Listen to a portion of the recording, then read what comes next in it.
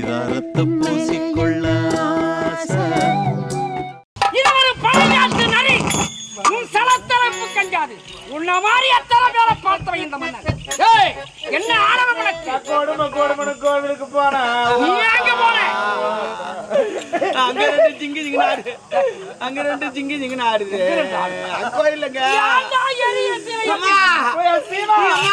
மாறு குடும்பம் ஆச்சுக்கு ஆயுலாம் நான் பார குடும்பம் அடிச்சுங்க. அது அழுத்துங்க எம்மனே என்னத்துக்குடா குடுக்கு அழுத்துமா அப்படிதான் பேசிக்குவாங்க அம்மா அதுக்கு என்னத்த குடுக்க சொல்றேன் மாறு குடும்பம் ஆச்சுங்க அது அழுத்து அது பத்தமா பேசுறேன் என்ன பேசணும் எது பேசணும் நாகரிகம் தெரியலையாடா.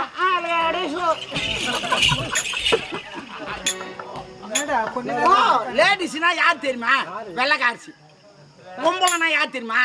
தமிழ்நாடு. அப்போ என் மனைவி லேடிஸ் என்றியா பொம்பளைன்றியா? லேடிஸ் வெள்ளக்காரசி. ஆமா நீ சேட்டு விட்டு சேட்டு போயிட்ட சேட்டுக்கு அந்த இஸ்துன்னு வர அங்கிள் ஏமா அந்த ஆளு இந்த அளவுக்கு பேசிட்டான். இது சும்மா விடக்கூடாது. அது ஒரு பிளான் பண்ணு. என்ன பிளான்? என்னன்னா அந்த ஆளு இந்த அளவுக்கு பேசுறது காரணம் என்னன்னா இந்த சொத்து எல்லாம் உன் பேர்ல இருக்கிறதுனாலதான். கரெக்ட். உன் பொண்ணு எப்படி இருந்தாலும் பரவாயில்ல, நான் கல்யாணம் பண்ணிக்கிறேன், ஆனா அந்த சொத்து போகணும்ன்றான். இல்ல அவன்னா காரணம் உன்னை கொல்லணும்னு அவனுக்கு எண்ணம் கிடையாது. இல்ல அந்த சொத்துனால உன்னை கொல்லணும்னு எண்ணம். அதனால இந்த சொத்து யார் பக்கம் தள்ளி விட்டுரு. உனக்கு பாதுகாப்பு இல்ல மாமா. அப்பா எனக்கு இருக்கிறது ஒரே ஒரு ஆம்படியா அம்மாவே. அப்ப மத்தவங்களா எதுவும் பேர் வச்சு என் மனைவி ஏக பத்தினிடா. தெரியும். ஒருவனை தவிர மற்றவன் மனத்தால நினைக்க மாட்டாடா. தெரியுங்க. அம்மா உட்காந்த இடம் போய் பாரு, எரியுது பாரு. ஆமா நெருப்பு. இன்னும் கொஞ்ச நேரத்துல புளி மரம் சாய் போகுது. ஐயோ இரு நம்ம போன பாரு. சரி சரி விடு. சரி ஆமா அங்க பின்னாடி எரியுது. சரி அதனால இந்த நாட்டை என் பேர் எழுதி கொடுத்துட்டா ஒருத்தனுக்கு ஒரு ரூபாய் கொடுக்க மாட்டேன். அவ்வளவுதான். உன்னை பத்தி எனக்கு தெரியாதா? நாளைக்கே வந்து அவன் வந்து உன் பேர்ல தான் அந்த நாடு இருக்குதுன்னு சொல்லிட்டு உன் மேல கலந்து கேட்க முடியாது. கல்யாணத்துக்கு போறான். இந்த உடல், இந்த உயிர், இந்த மூச்சு இப்படியே அமைக்கணும்.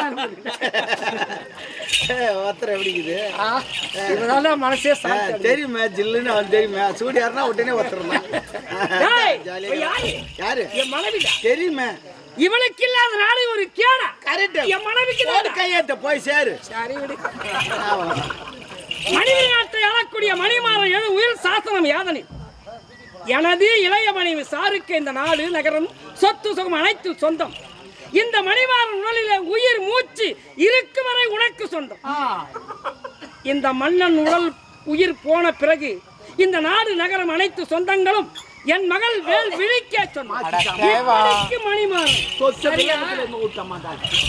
இதே போப்பான். யாரா கூடமா எழுதுறாங்க. அவன் கோமணி இறந்தா இருக்கான். அவன் அழுங்காரப்பான் பத்தத்து. நீங்க ஆழத்து கீழே தான் நுழைவீங்க, கோலத்திலே நுழையிற. எங்க அம்மா பாலத்திலேயே நோய்வாங்க. பார்த்தேன் எந்த பாலம்.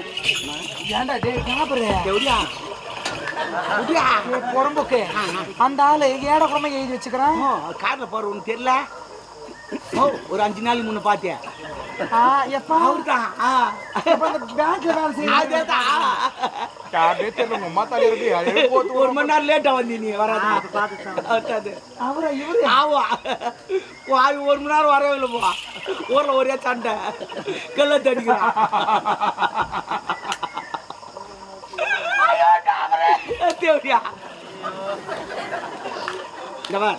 அந்த காருக்கு அரமணிச்சு அவன் கூட தெரியலம்மா. அவன்லாம் கோத்து விடுறான். அந்த டாபர் வேலை கரெக்டா செய்யறான். அதை விடுமா. நீயா ஒரு மாதிரி ஆகுற உயிரோடு இருக்க என்ன இதெல்லாம் வேற. அது விடு ஈஸியில மேல பறக்கலாம். என் வாயில புரிச்சுன்னா கட்டி துணி. உயிரோடு இருக்க வரைக்கும் எனக்கா செத்து போயிட்டு அவர் பொண்ணு. நீ கவலைப்படாத.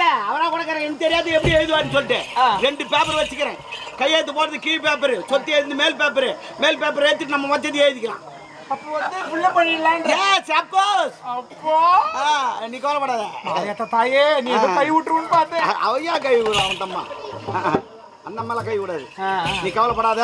சரி இப்ப என்ன பண்ணலாம்? அந்த ஆளுக்கு பால் கொடுத்து படுக்க வச்சு வேலைக்கு ஆகாது.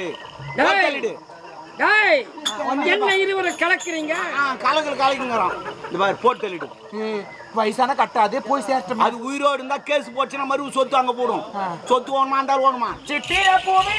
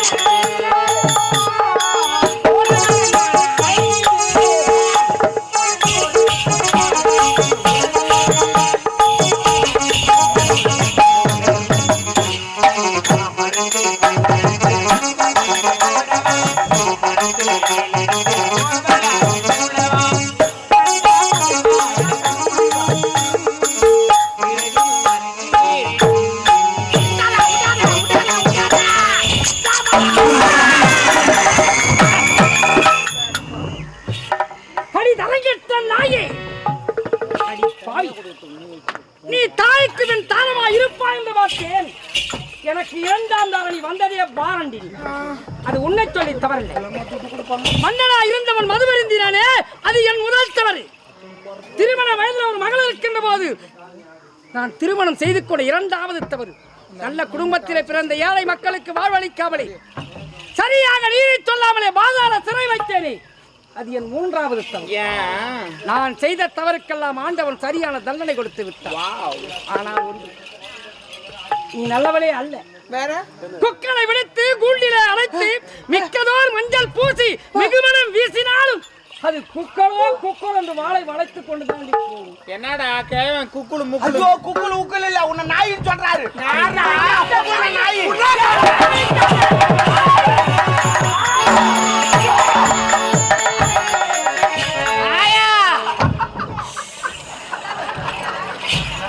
நாய் நன்றி கட்டவனி. உடனிருந்தே கொள்ளும் வியாதி நீதாண்டா. உடன்தாக நோய், எட்டம் தான் நோய் இல்லைங்க. மதுவிலே மயக்க சென்றாய் இந்த தேவடியாளுக்கு வாழ்வளித்து. You respect and take respected. உனக்கு என்னடி நீ ரெஸ்பெக்ட்? தரங்கட்ட நாயே, நான் யார் தெரியுமா? ஆலமரம். இந்த மரத்தின் கீழ் எந்த மரமும் வளைக்காது. நீ நினைக்கலாம் ஆட்சி பிடிக்கலாம் என்று, அது ஒன்று தாண்டி நடக்காது. நான் யார் தெரியுமா? யார்ப்பா?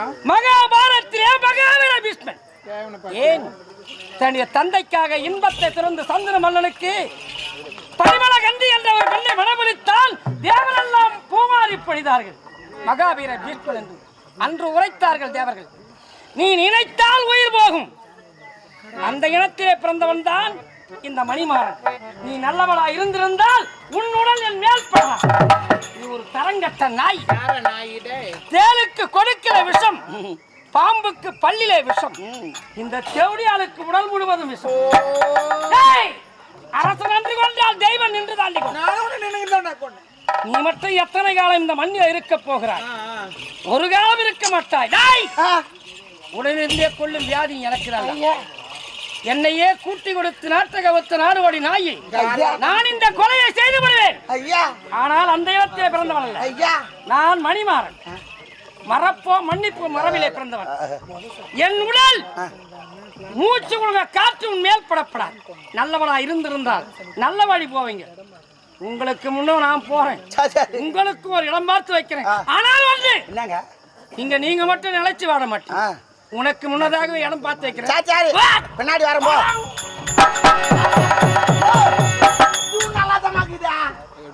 அதுல இதுவும் நல்லா தாங்குது. எது ஏன்னா அவன் சத்தானா வச்சுக்க, வண்டி வைக்கணும், 10 பேர் பின்னாடி போகணும், மோளத்தை வைக்கணும், வெடி வைக்கணும், எவ்வளவு கஷ்டம்.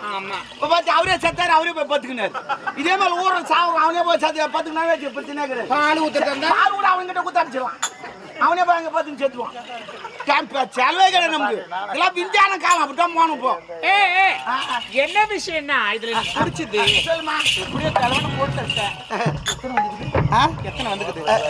ஒண்ணு வரணுமா? ஆமா 49 50 ஆச்சுன்னா. அவர் ரெடியா இருக்கிறாரு.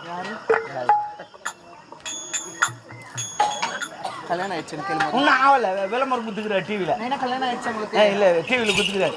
நான் ஒருத்தர் லவ் பண்றேன். யார் சொல்லுமா? நிஜமா பண்ணிட்டேன். சொல்லுமா. போயிட்டாரு அவரு. யாரு? எப்ப இந்த வாட்சி கட்சிலாம் கட்டினாரு? அவர் எங்கம்மா போயிட்டாரு? கையில வாட்சி கட்டினாரு. ஏதோ அவர் இல்லப்பா, அவர் நல்லா இருப்பாரு. எப்படி சொல்றேன்? அப்ப இவர் ரெடி ஆகுறா? உங்க ஃப்ரெண்டா? ஓ சரி, நீங்க என்ன சும்மா தானே இருக்கிறீங்க? ஏன் எப்படி சொல்றீங்க?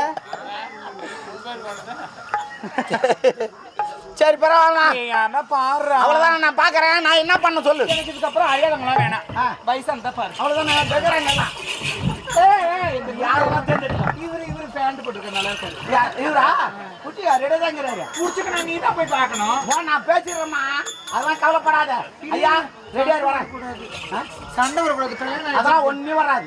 நான் பேசி சண்டை வாங்கி வச்சுக்கப்பா. வந்துட்டாரா? ஊர்ல சரி உட்கார அடை கொடுக்குமா? உட்காரு. சரிம்மா இப்ப நான் என்ன பண்ணோம்? என்ன விஷயம்னா நான் ஒரு உண்மையை சொல்லிட்டு போயிடணும். சொல்லுமா. அந்த கிழவனை போடுறதுக்கு ஒரு காரணம் இருக்குது. என்ன? ஆக்சுவலி அந்த கிழவனை ரேப் பண்ணவே இல்லை, நான் சும்மா மட்டும் போய் சொல்லி தான் கல்யாணம் பண்ணேன். ஆமா. எதுக்காக சொல்றேன்னா ஐயா கொஞ்சம் புழுங்காம தர மாட்டாளுமா. இப்போ சமீபத்துல எல்லாம் நியூஸ் பார்த்துருப்பீங்க, பாண்டிச்சேரியில நிகழ்ச்சி நடந்தது. அது ஆயிடுச்சு, கொஞ்ச நாள் ஆயிடுச்சு. ஆமா ஆமா. ஒரு சின்ன குழந்தை ஒரு 16 வயசுக்குள்ள இருக்கும். அந்த குழந்தைய ஒரு தேவையில்லாத ஒரு வேலையை பண்ணாங்க. சொல்றதுக்கு நம்மளுக்கு மனசே கஷ்டமா இருக்கு. என்னன்னா அந்த குழந்தைன்னு கூட பார்க்காத அந்த குழந்தைய சில வாலிபர்கள் கொஞ்சம் வயசானவங்க அப்படி இப்படின்னு பார்த்து ஒரு வேலை பார்த்துட்டாங்க. அந்த குழந்தை உயிரோடு இல்லை, செத்து போயிடுச்சு. எதுக்கு சொல்றேன்னா அதுல ஒரு வயசான ஆளை கலந்துருக்குறாங்க. மதுபானம், கஞ்சா, இந்த மாதிரி விஷயத்துக்குலாம் அடிமையாகி மது மயக்கத்துல என்ன பண்ணணும் ஏது பண்ணணும்னு தெரியாம ஒரு குழந்தையோட லைஃபே ஸ்பாயில் பண்ணிட்டாங்க. அதனால தயவு செய்து மதுபானம் அருந்துறவங்க சொல்லுவாங்க உடம்பு டயர்டா இருக்குது அதனால குடிக்கிற அப்படி இப்படின்னுவாங்க. லிமிட்டட்னு ஒன்று இருக்குது. அளவுக்கு மிஞ்சினா அமிர்தமும் நஞ்சுன்னுவாங்க. அதனால அளவுக்கு மிஞ்சி எதையும் சாப்பிடாதீங்க. ஏன்னா இவெல்லாம் சொல்றா, இவளே தேவடியா வேஷம் ஆடுறா, இவெல்லாம் சொல்ல நினைப்பாங்க ஒரு சிலர். நான் நினைச்சேன் ஒரு விஷயத்த அனுபவப்பட்டா மட்டுமே தெரியும், அனுபவப்படலன்னா தெரியாது. வயசுல பெரியவங்க சொல்றது சத்தியமா நான்லாம் கேட்பேன். அதுவும் அவங்க நல்லது சொல்றாங்களா கெட்டது சொல்றாங்களான்னு யோசிச்சுட்டு பிறகுதான் கேட்பேன். ஏன்னா அவங்க ஒரு சிலர் கூட நல்லதுக்கும் இருக்கும் கெட்டது இருக்கும். எதுக்காக சொல்றேன்னா ஒரு குழந்தையினுடைய லைஃபே ஸ்பாயில் பண்ணிட்டாங்கல்ல. இப்போ இந்த கிழவனை நான் ரேப் பண்ணல, எதுவும் நடக்கல, ஆனா ரேப் பண்ணன்னு போய் சொன்னேன். முதல்ல நம்ம மேல நம்மளுக்கு நம்பிக்கை இருக்கணும், நம்மளே நம்பணும். இவன் நம்மள இந்த கிழமை இதை போட்டு தட்டு இவன் போயிடுச்சு. அதனால குழந்தை அந்த மாதிரி ஒரு குழந்தை லைஃப் பண்ணிட்டாங்க. எதுக்கு சொல்றேன்னா தயவு செய்து பெண்களை தெய்வமா மதிங்க. அதிகமா நம்ம சைட்லலாம் இது நடக்கிறது கிடையாது. இதெல்லாம் பாண்டிச்சேரி அந்த பக்கம் கள்ளக்குறிச்சி அந்த மாதிரி சைட்ல தான் இதெல்லாம் நடக்கிறது. ஏன்னா நம்ம பக்கத்துல அதிகமா பெண்களை தெய்வமா மதிக்கிறோம், அதனாலதான் நடக்கிறது இல்லை. அது போல தயவு செய்து பெண்களை தெய்வமா மதிங்க. சரி அது இருக்கட்டாமா. அது முக்கியமா வந்து இந்த உலகத்துல அதிகமா பெண் தெய்வங்கள் தான் அதிகமா இருக்கும். அதனால பெண்களை தெய்வமா மதிங்க. அதெல்லாம் இருக்கட்டும், ஒன்றும் பிரச்சனை இல்லை. பாண்டிச்சேரி நடந்தது இவங்களுக்கு எப்படி தெரியும்? ஏன் நியூஸ் பார்த்தா தெரியும். நியூஸ் பார்க்க இவங்க விட்டா தானே காலையில் 8 மணி ஒரு நைட் பண்ண சீரியல் பார்த்து ஆயுதுங்கிறாங்க. ஏன்னா நியூஸ் பார்க்க விடுறாங்களே கொஞ்சம் இவங்க ஏன் விடுறது எங்க விடுறாங்க? சீரியல் பார்த்து ஆயுது கிடக்குறாங்க. சோறு ஒரு கும்பம் நாத்தாடிது சோறு, அதையும் பார்க்க மாட்டேன்றாங்க. அதனால தான் எல்லாம் பிரியாணி சாப்பிட ஆரம்பிச்சான். போ சரி வீடு சரி பரவாயில்ல. இப்போ நான் என்ன பண்ணேன்? அந்த ஆளு போயினால தளபதி யாரு? ஆமா எப்படின்னா கூட்டு வந்து எங்கேயும் போயிருக்க மாட்டான், கேள்வி கேட்டா உட்காந்துருப்பான். நம்ம இட்டு வரேன். எனக்கு ஒரு 2 லட்ச ரூபாய் அக்கௌண்ட்டில் ஏற்று, 2 லட்ச ரூபாய் அக்கௌண்ட்டில் ஏற்று. என்ன பண்ண 2 லட்சம் இவ்வளோ வேலை செஞ்சேன்னா அவரோட ஒன்று பக்கத்தில் படுக்க வச்சான், கால் தூக்கி போட்டேன், கத்தனா லபலபான கத்தனா, அதில் சொத்தி எழுதி கொடுத்தேன், அதில் கொலை பண்ண சொல்லி பிடிச்சேன். நான் இவ்வளோ வேலை செஞ்சேன் 2 லட்சம். ஏண்டா இவ்வளோ வேலை பண்ணேன். ஆமா நேத்து கூட தான் 1 cup coffee 1 cup tea 4 bonda 2 வடை போண்டா வாங்கி தரல. போண்டா வடிக்கா கொலை பண்ண நன்றி கேட்ட பையா. போண்டா வடிக்கா தானமா பேசுறான் பாரு. நேத்து போண்டா வடிக்கா இவ்வளோ காஃபி நல்லா ஸ்ட்ராங்கா போட்டாங்க. காபி இதுக்கெல்லாம் நான் இதெல்லாம் பண்ணியிருந்தான். வேற என்ன ஏப்பா சாத்தா 2 லட்சம் ரூபாய் வேணுமாமே. டே அடா பொறம்போக்கு புளியா மரம் அம்போக்கு ஆலமரம் வாங்கி துண்ணா. ஏட்டே 6 பார்ல தார் காசு முடிஞ்சு அம்மா சம்பந்தி எனக்கு குடுக்கடிச்சு முடிஞ்சு மெயின் ரோட தேஞ்சு போன முடிஞ்சுட்டே 2 லட்சம் வந்துட போற.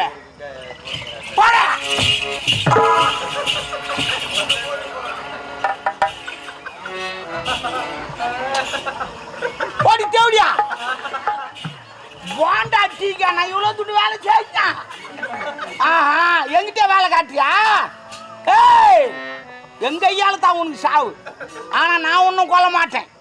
அந்த தளபதியை போர் ஏற்றி அவங்க ஐயால உன்னை சாவடிக்கல. நான் கோவிச்சாமி சாரி, இன்னிலேருந்து நல்லவனா மாறிடுறேன். ஜெயில ஒருத்தங்கிறான், அவனை காப்பாத்திட்டு போயிடறான். ஆவரசாவது